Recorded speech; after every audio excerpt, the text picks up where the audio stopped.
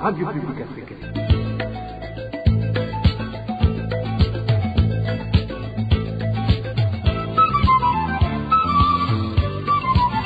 Radio Publique Africaine.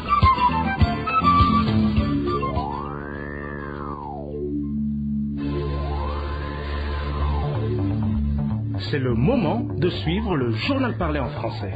À la présentation, Onésime Douchimagité.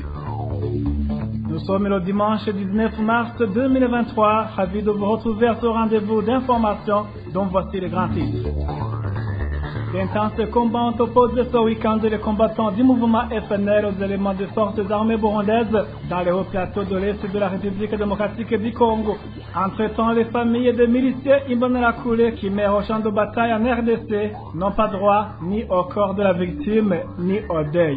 Un groupe de bandits munis de machettes inquiète les habitants de la zone Nyakabiga à mairie de Bujumbura. Ce groupe attaque toutes les personnes qui le trouvent en cours de route pendant la nuit et la dépouille de tout ce qu'elle possède. Un enseignant de l'école fondamentale Ruemba en commune Kiwago de la province de Makamba ne passe plus la nuit chez lui suite aux actes d'intimidation et de menaces de mort de la part d'un de ses collègues qui est en même temps président de la milice Imbonerakure en commune de Kiwago. Voilà pour le sommaire. Ouvrons cette édition sur la page sécurité. Je vous le disais en titre, d'intenses combats ont opposé hier samedi et le matin de ce dimanche dans les hauts plateaux de l'Est de la République démocratique du Congo, les combattants du mouvement FNL aux éléments des forces armées burundaises FDN.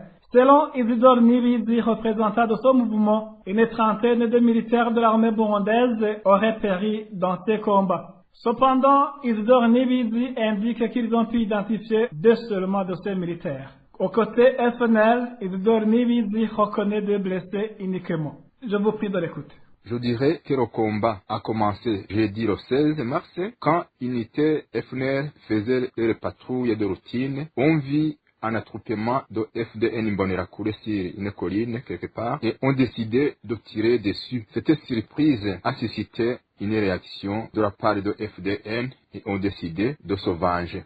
Malheureusement pour eux, ils sont heurtés à une résistance défensive de FNL. Alors depuis hier, samedi le 18 mars, à 9h du matin, il y a eu alors un combat sur les localités d'Obichaka et Karundu qui opposaient les deux armées FNL et nos adversaires FDN Imbonerakure. Les affrontements ont continué cette journée jusqu'à 19h puisqu'il faisait sombre.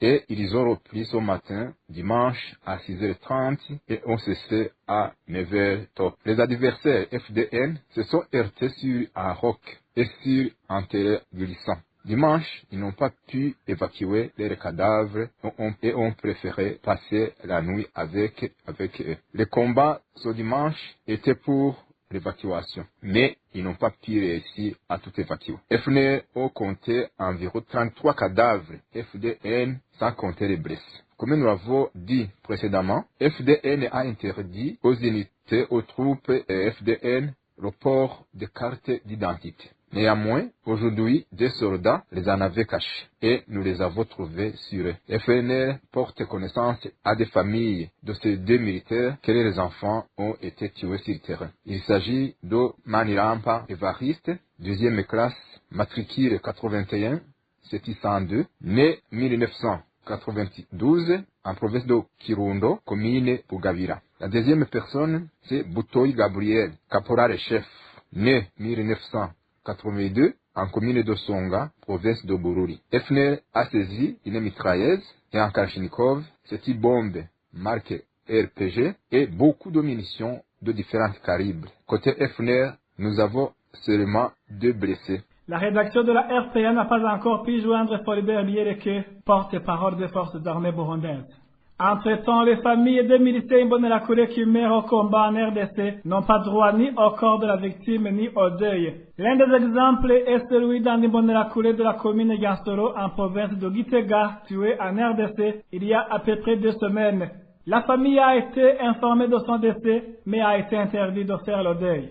Les détails avec Eric Nyonzima. Il s'appelait Jérôme Nijimbere, c'est un jeune Imbonerakure qui est mort au Congo il y a à peu près 2 semaines, fils de Nyabenda Ernest et de Gertrude Vandegere. Jérôme Nijimbere est né en 1985 sur la colline Kamenzi en commune Gansoro de la province Kitega. Selon les voix et les nouvelles de la mort de Jérôme ont été apportées par un caporal de l'armée burundaise nommé Pascal. Mais malheureusement, selon toujours les voisins, la famille n'a pas vu le corps du défunt. Pire encore, ils ont été interdits de faire le deuil. Jérôme Nijimbere était parti au Congo il y a à peu près de 4 mois. Selon toujours les voisins, ils avaient été recruté par le nommé Pascal surnommé Kazungu. Avant au départ, la famille du défunt avait reçu 500 000 francs, mais après sa mort, rien n'a été donné à cette malheureuse famille. Les proches et les voisins de Jérôme Nijimbere regrettent que des enfants du pays sont toujours mis dans des combats qui ne les concernent pas pour en fait y être tués et que les familles se voient malheureusement refuser le droit de pleurer les leurs. Ils seraient nombreux, les jeunes de la colline Kamenzi qui ont été amenés au Congo avec Jérôme et qui y sont morts. La rédaction de la RPA n'a pas encore pu joindre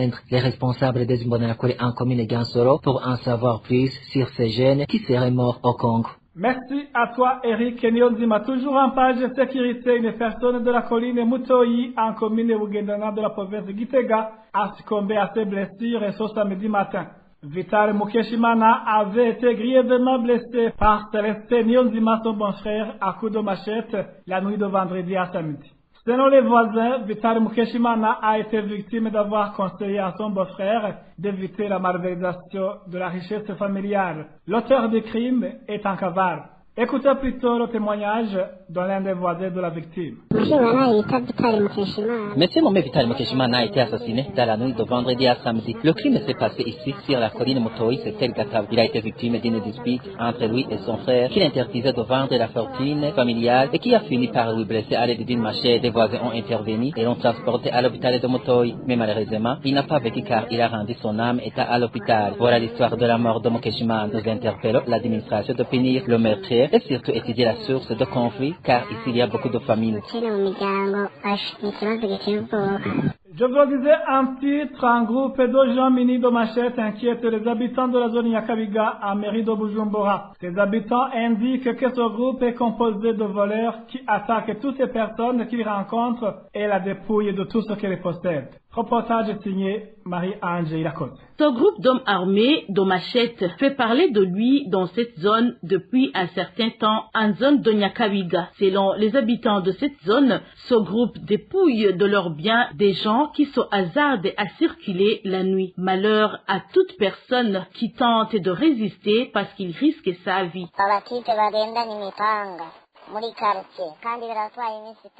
Il y a des gens qui circulent la nuit avec des machettes dans les quartiers. Cela dure pas mal de jours. S'ils rencontrent des personnes pendant la nuit, ils les tapent avec des machettes et les dérobent de tout ce qu'ils ont.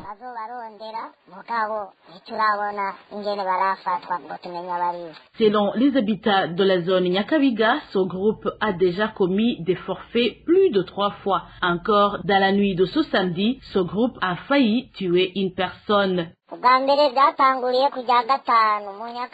La première fois, c'était à la 5e avenue de la zone Nyakabiga. Pour la deuxième fois, c'était à la 3e avenue. Une femme rentrait de son bistrot en compagnie de son ami. Toutes les deux se sont fait dépouiller de leurs biens et ont été également frappées. La 3e fois, c'était entre la 2e et la 3e avenue sur la rue Gashikanoa qui sépare le quartier 1 et 2 de la zone Nyakabiga. C'était vers 3 heures du matin. Un chauffeur de taxi a été arrêté par ce groupe, mais il a refusé de tempérer. Ces hommes l'ont poursuivi et ils se sont battus. Par la grâce de Dieu, la machette est passée tout près de l'œil. Il a été seulement blessé.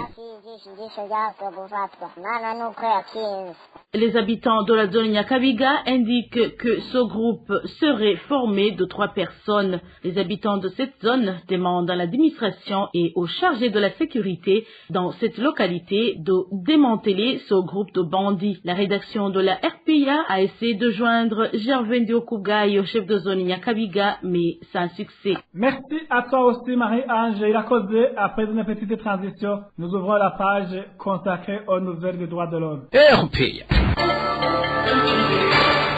Un enseignant de l'école fondamentale Ruremba en commune Kibago de la province de Makamba ne passe plus la nuit chez lui depuis un certain temps. Il est victime des intimidations et menaces de mort de la part de l'un de ses collègues qui est en même temps président de la milice Imbonerakure en commune Kibago.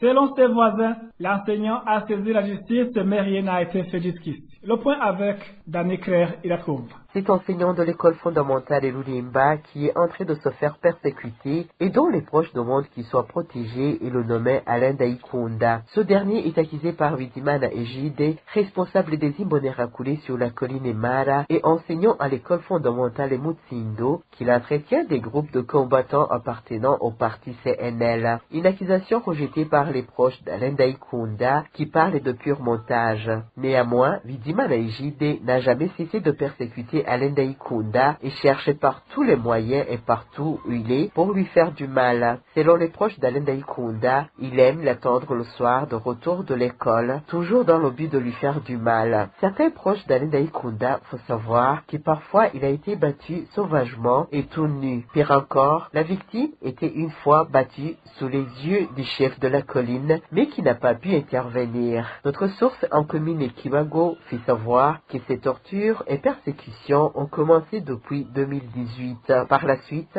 Alain Daikunda s'est saisi la justice par rapport à toutes ces tortures et persécutions, mais la justice n'a pas réagi jusqu'aujourd'hui. Actuellement, Alain Daikunda ne passe plus même la nuit chez lui de peur de se faire tuer. Surtout que son responsable des Imbonerakure, c'est la colline Mara et Ejide Vidimana, a géré qu'il le tuera tôt ou tard. Pour le moment, les voisins de la victime demandent qu'il soit protégé, surtout qu'il n'y a aucune preuve de ces accusations qui portent contre lui. La rédaction de la RPA a essayé de contacter Ejide Vidimana, responsable des Imbonerakure sur la colline Mara, sans succès. Toujours au chapitre droits de l'homme, les membres de la famille de Sostene Karoso Moro, un réfugié burundais du camp de Nyarugusu en Tanzanie, alerte pour lui. Il est porté disparu il y a 3 semaines. Un des membres de cette famille indique que Sostene Karoso a été arrêté par la police tanzanienne pour des enquêtes et l'a incarcéré au cachot de la police situé dans le camp. Il a été par la suite déplacé par la même police vers une destination jusqu'ici inconnue, d'où la famille craignait pour sa sécurité. Elle précise qu'elle a cherché le sien dans tous les cachots de la région, mais sans succès. Suivez le témoignage d'un des membres de la famille de la victime.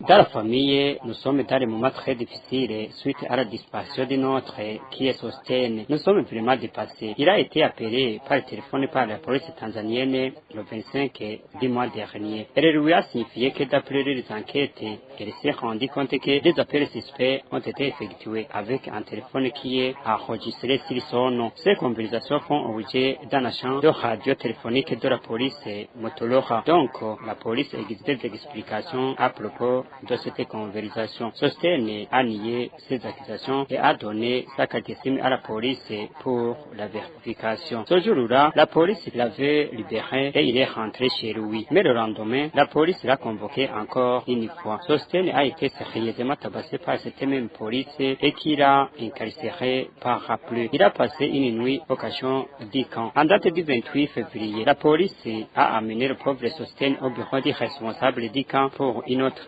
audition. Après l'audition, la police l'a conduit dans un endroit qu'on n'a pas encore pu connaître. Depuis lors, on n'a pas de ces nouvelles. On a cherché dans les cachots de deux postes de police se trouva ici au cas de Nyarugusu, mais il est introuvable. On a essayé de chercher dans les prisons de Kasulu et Makere, mais toujours sans succès. Nous lançons une alerte pour le nôtre car nous sommes découragés. Nous craignons qu'il ne soit plus en vie car il a été enlevé par la police comme il faisait les années antérieures. Sostene vivait dans la zone 11 et travaillait dans un endroit appelé Tandibai. Nous demandons à toute personne qui le peut de nous aider à retrouver le nôtre car nous sommes vraiment dans le désespoir total.